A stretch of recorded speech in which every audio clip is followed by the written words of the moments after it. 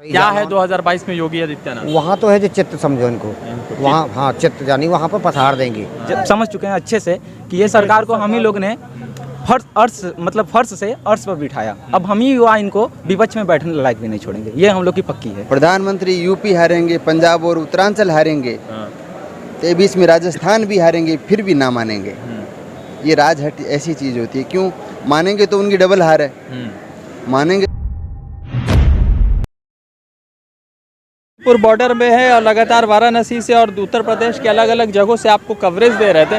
अभी फिलहाल जो है गाजीपुर बॉर्डर में यहाँ पे लगभग 8-9 महीनों से किसान आंदोलन कर रहे हैं, मगर उस किसान आंदोलन के बीच जो है आप विद्यार्थी भी आंदोलन कर रहे हैं और एसएससी यानी कि स्कूल सर्विस कमीशन या दूसरे जो कमीशन के बच्चे हैं जो नौकरी के इंतज़ार में, क्योंकि 2014 में प्रधानमंत्री नरेंद्र मोदी द्वारा लगातार ये कहा जा रहा था कि 2 करोड़ नौकरियां दी जाएगी, मगर बच्चे इंतज़ार में हैं और लगातार प्रदर्शन। सरकार क्यों नहीं सुन रही है? सरकार स्टूडेंट की नहीं सुन रही है, सरकार किसानों की नहीं सुनी है, तो सरकार किसकी सुनेगी? ये सरकार बस सपना दिखाती है, 2 रोटी की सपना दिखाती है। जो एक हाथ में रोटी रहता है उसको भी ले लेती है, सरकार यही है। लेकिन अब हम लोग भी समझ चुके हैं अच्छे से कि ये सरकार को हम ही लोग ने फर्श से अर्श पर बिठाया। अब हम ही युवा इनको विपक्ष में बैठने लायक भी नहीं छोड़ेंगे, ये हम लोग की पक्की है। अच्छा, हम युवा और किसान दोनों मिलकर इनको विपक्ष में भी बैठने लायक नहीं छोड़ेंगे। शुभम बताए ना। जी। तो शुभम ये बताइए कि अभी तो उत्तर प्रदेश का चुनाव भी करीब है, जी, तो जी। 4-8-6 महीने में चुनाव वहाँ संपूर्ण हो जाएगा। जी। तो किस तरह से लगातार जो है सरकार जो मेन मुद्दे उनसे हट के धर्म, मस्जिद, मंदिर या मस्जिद भी नहीं मंदिर पर ही खास ध्यान है, तो सरकार किस तरह से धार्मिक कार्ड खेल रही है और जो ज़रूरी मुद्दे हैं वो उस पर बहस नहीं कर रही है? सर, मैं धार्मिक मुद्दे पर बात नहीं कर सकता क्योंकि सभी मेरे हिंदू मुस्लिम सब भाई भाई हैं। मैं अपने रोजगार के लिए बात कर सकता हूँ। नहीं, सरकार तो उस मुद्दे पर ज़्यादा देखती है, मंदिर के मुद्दे पर रोज़ डिबेट होता है, स्टूडेंट के मुद्दे पर क्यों डिबेट नहीं करती? सर, यहाँ के जो कहते हैं ना, चौथा स्तंभ होता है नेशनल मीडिया, हाँ। देश की मीडिया होती है चौथा स्तंभ। ये मीडिया बिक चुकी है, उसको युवा और किसान के बारे में कोई दिक्कत नहीं है। वो कहती ही नहीं है, रोजगार की बात ही नहीं करती। कितना हम लोग किया जाए? तो ये सरकार ने तो कहा था 2014 में कि 2 करोड़ रोजगार, तो 1 करोड़ भी तो साल क्या जब से आई तब से 1 करोड़ रोजगार नहीं बना पाए। तो किस तरह से ये मुमकिन होगा कि देश आगे बढ़े? ये लगातार देश आगे बढ़ने की बात करते हैं। ये जुमला है। जो 65 लाख बंगाल का रोजगार था यूपी में होगा, ट्रांसफर होगा 65 लाख, क्योंकि बंगाल हार गए। अब यूपी में वो ट्रांसफर कर देंगे, लड़के वोट देंगे, युवा वोट देंगे, इनके मतलब झूठी बातों में। तो बिहार में 19 लाख का बात हुआ था, वो जो रोजगार मिला कि नहीं लोग? अब वो मतलब कि चलता है प्रोसेस, मतलब बिहार से फिर हारेंगे तो फिर दूसरी जगह जाएंगे तो वहीं ट्रांसफर कर देंगे ना। ये मतलब एक ही सिम कार्ड हर जगह यूज कर रहे हैं? एक ही सिम कार्ड यूज करेंगे।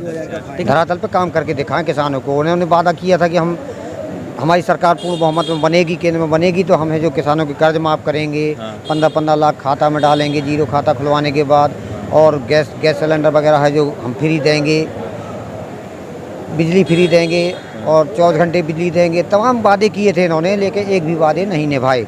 और कहा था किसानों की 2 गुनी आमदनी होगी। आज तक किसानों की कोई 2 गुनी आमदनी नहीं हो पाई, ना कहीं पर पानी मिल पाया, ना इतनी ज़्यादा कहीं बिजली मिल पाई है। तो इनके सब वादे हैं जो जुमलेबाजी हुए हैं। आज भी जो बोला है तो सब जुमलेबाजी समझो आप। पहले देखो, सरसों का तेल है जो 80 रुपये किलो था, इस वर्ष से जो अभी कोरोना काल में 200 रुपये किलो बिका।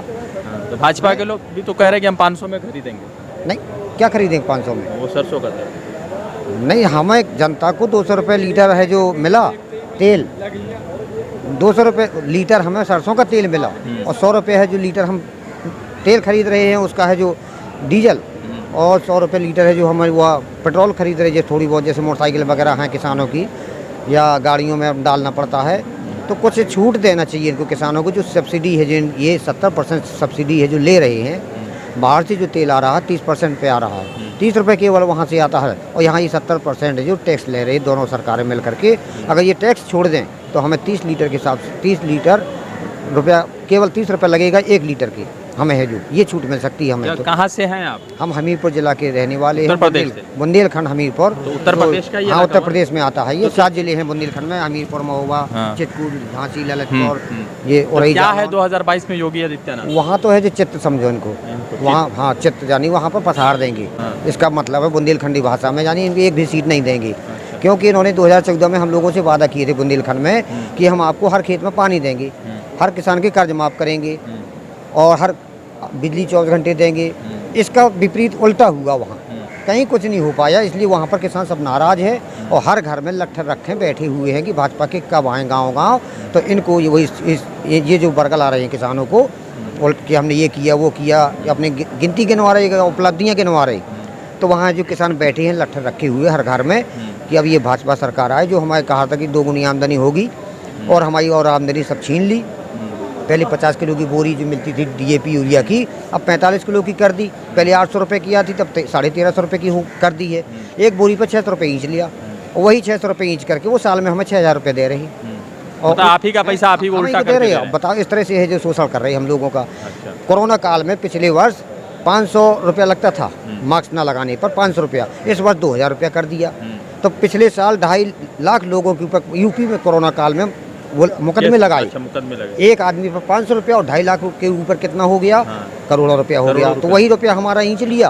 तो अब बताइए, वही रुपया है जो इस तरह से अनाज में बांट रहे हैं, कोटों में बांट रहे हैं, चावल गोल्ला, ये जनता को उसी को दे रहे। क्या नाम आपका? मनराज, मैं राजस्थान से, मनराज राजस्थान से। अच्छा मनराज जी, तो किस बात को लेकर प्रदर्शन है? SSC में क्या? देखो, हमारा प्रदर्शन है कि हमें SSC GD 2018 के स्टूडेंट है और हमारी जो वैकेंसी निकाली 60,210 है, उसमें कुछ लड़कों को लिया गया था। हम मेडिकल फिट होते हुए अभी हम सड़कों पे हम पिछले 6 महीनों से प्रोटेस्ट करें, हमको ज्वाइनिंग नहीं दिया गया। तो हम सरकार से आग्रह करते हैं कि हमको जितने भी भाई और मेडिकल फिट है सबको ज्वाइनिंग दी जाए। तो क्या ऐसा लगता है कि प्रधानमंत्री नरेंद्र मोदी ने 2014 में कहा था कि 2 करोड़ नौकरियां मिल जाएंगी, तो अब जो है रोजगार जो है, जो बीजेपी की सरकार है, क्या कांग्रेस के सरकार से कम दे रही है या बुरे हालात है अभी? देखो, बीजेपी सरकार ने जो वादा किए थे 2014 में कि हमको हर साल 2 करोड़ नौकरी देने का वादा किया था। देखो, 2014 से हमें तो कुछ लगता नहीं, हमें 2 करोड़ से 14 करोड़ से ज़्यादा बेरोजगार सड़कों पे आ गए हैं। और देखो, सरकार बीजेपी ने क्या किया, कांग्रेस ने क्या, देखो हम तो, हमारे लिए सभी सरकार समाती है। यदि हमारे लिए बीजेपी भी अच्छी है, यदि हमको सभी और मेडिकल फिट को ज्वाइनिंग दे दे और जितने भी हमारे युवा है जो तैयारी कर रहे हैं कहीं भी कोई से डिपार्टमेंट को, सबको रोजगार दे दीजिए, सरकार हमारे लिए सब सही है। तो आखिर सरकार कह रही है कि हम विद्यार्थियों के साथ खड़े हैं, तो 6 महीने से प्रदर्शन कर रहे हैं आप लोग, मगर सरकार को तो कोई फर्क नहीं पड़ रहा। नहीं, तो जो सरकार कहती है कि हम विद्यार्थियों के हित में हम रोजगार दे, तो वो सरकार हमसे एक बार बात तो करे आके, भाई हमने रोजगार दिया, हमें 1-2 बताइए कि हमने यहाँ रोजगार दिया, यहाँ निकाला था। हम देखो, यूपी में बीजेपी सरकार है, यूपी में क्या किया था, कितने रोजगार दिया था? बोले कि हम 4 लाख रोजगार हर साल देते हैं। बताओ कौन से स्टेट में दिया? हमें 1-2 स्टेट में तो बताओ ना कि हमने दिया है। हमें तो लगता नहीं है कि बीजेपी सरकार हमारे लिए रोजगार दे रही है। अगर रोजगार देती तो हम लोग सड़कों पे क्यों आते?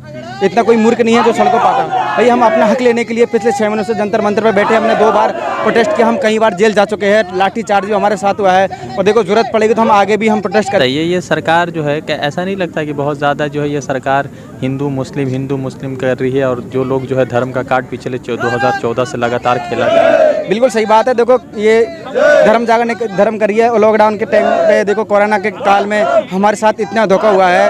और क्या नाम से, कोरोना के काल में जो राम मंदिर बनाया था वही ठीक है, क्योंकि ये एक उनको मौका था कि भाई कोई भी किसी प्रकार का कोई पार्टी, कोई भी संगठन, कोई भी जनता इस पर रोक नहीं लगाई। इस वजह से उन्होंने लॉकडाउन के अंदर ही राम मंदिर का भी उसने पूजन करवा दिया था। और ये क्या, लोग को 2 साल के अंतर में बीजेपी सरकार ने जितना कुछ किसानों के साथ, विद्यार्थियों के साथ, जितनी जनता है, हर एक चीज़ में महंगाई से लेकर GST से लेकर सब कुछ बढ़ाया है।